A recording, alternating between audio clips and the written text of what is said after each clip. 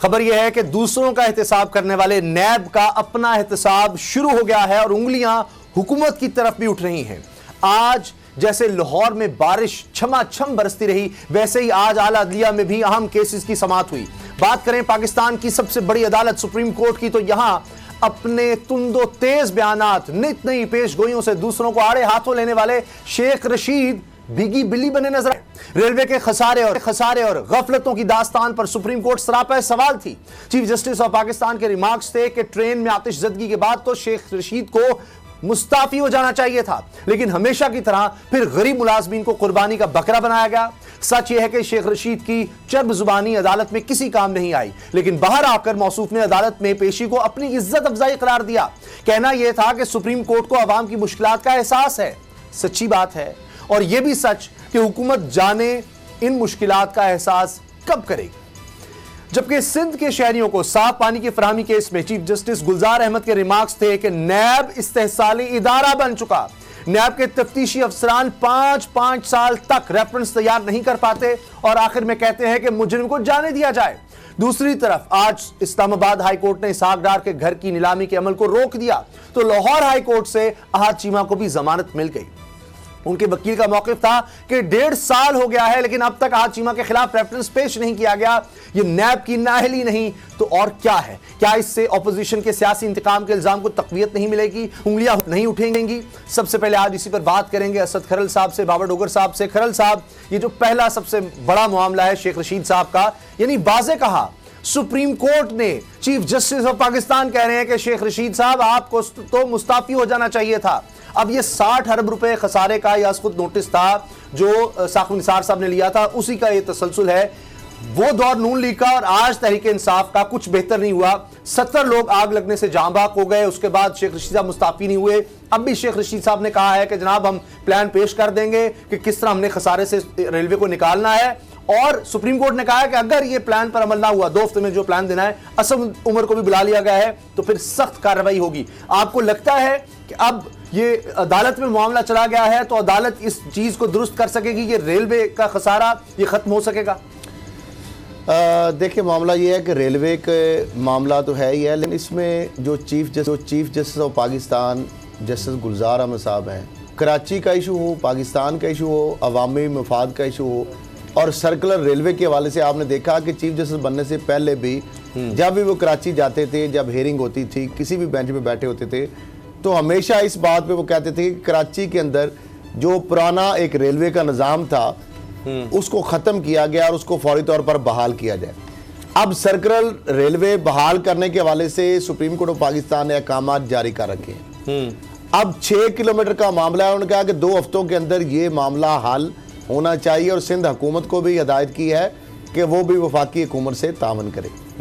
दूसरी बात, जो बिजनेस प्लान उन्होंने पेश किया कि हम जनाब ये इस तरीके से निकाल रहे हैं खसारे से और प्रॉफिट में जाएगा, तो इस पे भी चीफ जस्टिस ऑफ पाकिस्तान ने कहा कि ये बिजनेस प्लान आपने जमा तो करा दिया है, साथ ही उन्होंने वजीर मनसूबाबंदी असद उमर साहब को और सेक्रेटरी प्लानिंग जो है उनको भी बुला लिया है।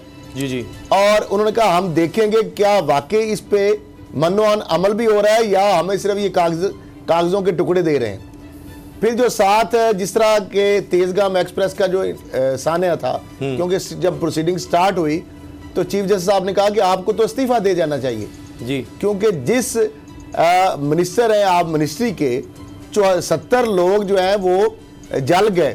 जो आतिशजदगी का वाकया है आपके सामने ही, तो तेजगाम जा रही थी जो कराची से रावलपिंडी और रहीम यार खान के करीब वाकया पेश हुआ, तो उन्होंने कहा जी हम उन अफसरों के खिलाफ, तो उन्होंने कहा हमें पता है जिनके खिलाफ आप छोटे लेवल के कोई 2-4 अगर एहलकारों के खिलाफ आपने कार्रवाई की है, तो सबसे बड़े अफसर तो आप है रेलवे के, तो क्यों ना आपके खिलाफ कार्रवाई की जाए। तो मामला यह है कि जो ही कोर्ट से निकले हैं, एक उन्होंने अफसर को मुअत्तल कर दिया है, बाकायदा उसके अहकाम जारी हो गए हैं। अब ये अक्टूबर 2019 का वाकया है। सुप्रीम कोर्ट ऑफ पाकिस्तान को जब ये हुक्म दिया, रिमार्क्स आए, और शेख रशीद साहब ने उस वक़्त अपनी जान बचाने के लिए, अपनी स्किन सेव करने के लिए एक मुअत्तली के नोटिफिकेशन निकाल दिया है, एक अफसर जो है उसकी कुर्बानी दे दी है। अब देखना यह है कि क्या उस कुर्बानी से शेख रशीद साहब की जान, क्योंकि 12 फरवरी को दोबारा इसकी समाअत है, और 12 फरवरी को ये मामला, इसमें बहुत सारी चीज़ें हैं। जो बिजनेस प्लान पेश किया है उस हवाले से जवाब देना पड़ेगा, असद उमर और सेक्रेटरी प्लानिंग को बुलाया गया है। सर्कुलर रेलवे के हवाले से 2 हफ्ते की जो डेडलाइन दी है, 6 किलोमीटर का जो मामला है कि उसको मुकम्मल करने की एक डेडलाइन दी गई है। तो क्या ये सारे मामलात जो हैं शेख रशीद शाह साहब वो बेहतर कर लेंगे? और जब वो मीडिया के सामने उनको करना पड़ा है पहली मरतबा, तो शेख रशीद साहब को कोई बात नहीं कर पा रहे थे। उनसे बार बार ये कहा रहा था कि आप इस्तीफा क्यों नहीं देते। जी। तो कुछ को तो ये कह रहे थे जी आपकी ख्वाहिश है, अगर चीफ साहब मुझे कहें तो मैं दे दूंगा। तो मामला ये उन्होंने तो कहा है, कितनी दफा कहना है उन्होंने। खरल साहब, यही बात जो आप कह रहे हैं, बाबर डोगर साहब जो खरल साहब ने कहा शेख रशीद साहब जवाब नहीं दे सही तरह दे सके, उन्होंने तो कहा है कि हमने 70 लाख मैंने मुसाफिर बढ़ा दिए, मैं 18 घंटे काम करता हूं, हम सब कुछ बायोमेट्रिक पे ले जा रहे हैं। चीफ जस्टिस ने कहा 2020 में भी आप पर्चियों पर सारा काम कर रहे हैं, उन्होंने कहा नहीं जी हम बायोमेट्रिक पे सब कुछ ले जा रहे हैं। 2013 से 2017 की ऑडिट रिपोर्ट है, हमारी जब ऑडिट रिपोर्ट आएगी तब मैं जवाब दूंगा। और वो तो ऐसे कह रहे हैं कि जैसे सब कुछ बड़ा अच्छा होने जा रहा है, मगर सुप्रीम कोर्ट के जो रिमार्क्स हैं वो तो ये है कि इससे ज्यादा करप्ट इदारा ही कोई नहीं है। रेलवे का पूरा महकमा सियासत में पड़ा हुआ है, रोज हुकूमत गिरा रहा है, बना रहा है। रेलवे से करप्ट पाकिस्तान में कोई इदारा नहीं, रेलवे में कोई चीज दुरुस्त अंदाज में चल नहीं रही। तो फिर सच क्या है बाबर डोगर साहब?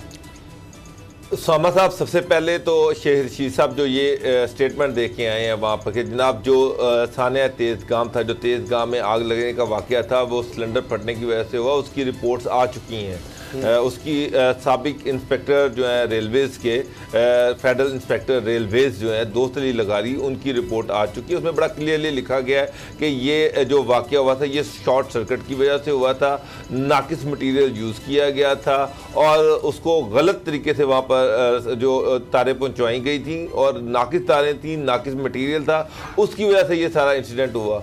तो सबसे पहले तो chief justice of Pakistan justice Gulzar जो है उनको ये देखना चाहिए वो असल रिपोर्ट जो है वो मंगवाएं और शेख रशीद जो कोर्ट के सामने गलत बयानी कर आए हैं उसको देखें।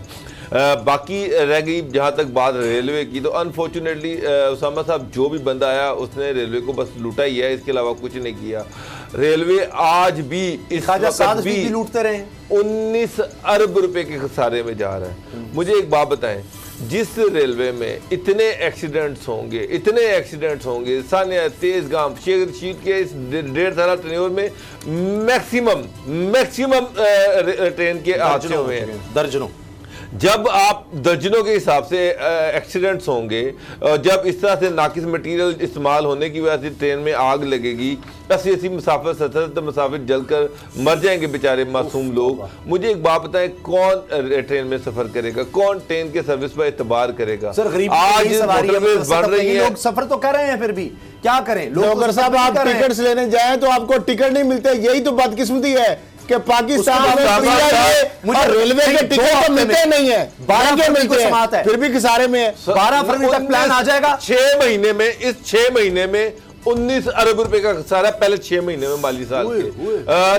4 अरब रुपया तो महीने का ये पेंशन पे जा रहा है। मुझे एक बात बताएं शेख शीशा, आपने खसारा कम करने के लिए किया क्या है, कौन से इकदाम किए हैं? एक पटरी है उस पर ट्रेनों की तादाद बढ़ाते जा रहे हैं, एक ट्रेन लेट होती तो पीछे से सारी ट्रेनें सारी लेट हो जाती हैं। 10-10 घंटे लोग जो है वो ट्रेन वहाँ पर ट्रेनों में लेट हो रहे हैं, लेट अलहदा हो रहे हैं, हादसे अलहदा हो रहे हैं, लोग जानों से अलहदा जा रहे हैं। इसके बाद भी अगर पाकिस्तान में ट्रेन चल रही तो वो मौजूद ही है। वो कह रहे हैं प्राइवेट को भी हम लेकर आएंगे, पब्लिक प्राइवेट पार्टनरशिप को हम ट्रैक दे देंगे। वो भी तजुर्बा नाकाम हुआ है उसामा साहब। सर दोस्त में फिर प्लान प्राइवेटाइज करें, दे दे प्राइवेट सेक्टर को, उसको एक्सपेरिमेंट करने दें, उसको चलाने दें। ये ख्वाजा सार रफीक थे, वो चाइना से लोकोमोटिव लेके आए, वो सारे के सारे पहले जो अमेरिका से लाए थे वो हमारी पटड़ी और उन इंजन का आपस में कोई मुवाजना नहीं था, यानी उसके ऊपर वो चल नहीं सकते थे।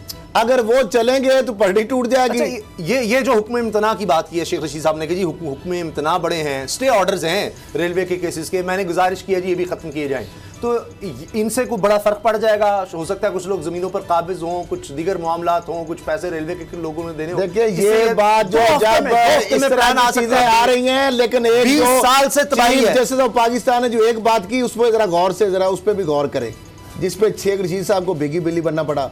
उनका आपका सारा कच्चा चट्टा हमारे सामने है, आपका सारा कच्चा चट्टा उनके सामने, हमारे सामने है, सारी रिपोर्ट जो भी चीजें हैं, सारा बायोडाटा हमारे पास है, हमारे सामने है।